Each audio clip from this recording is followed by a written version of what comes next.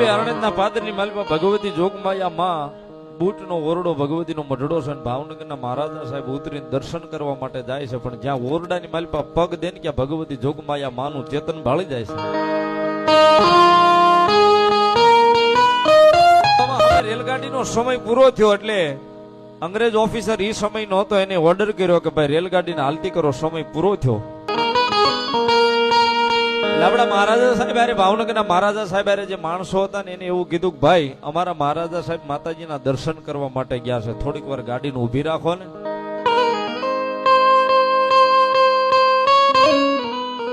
ગાડી એમ હવે ઊભી નો રહે, કેમ?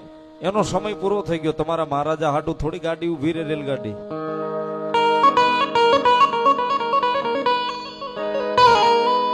કે ભાઈ ગાડી મહારાજા હાટું ઊભી નો રહે, તમે કોલસા વાળી ગાડી વખતની કોલસો નાખો ને ગાડીને વહેતી કરો, પણ ગાડી હાલે નહીં સાહેબ. એ વખતના જે મજૂરો હતા એને પાવડીએ કોલસો એન્જિનની માલી પર નાખવાનું ચાલુ કર્યું, પણ ગાડી એક અડધો ઇંચ હલતી નથી સાહેબ.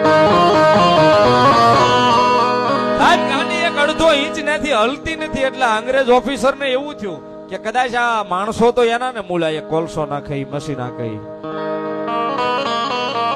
પોતે ઉતરી ડબ્બામાંથી અને એન્જિનના ડબ્બામાં આવી અને પોતે કોલસો નાખે છે. અગ્નિ ખૂબ પ્રગટે છે, પણ જોગમાયા મારી વાઢાળી કે જો મારો ભાવનગરનો લાડો મહારાજા સાહેબ જ્યાં સુધી ગાડીમાં બેહે નહીં ત્યાં સુધી તારી ગાડીને હલવા દઉં તો હું અરણેજના પાદર વાળી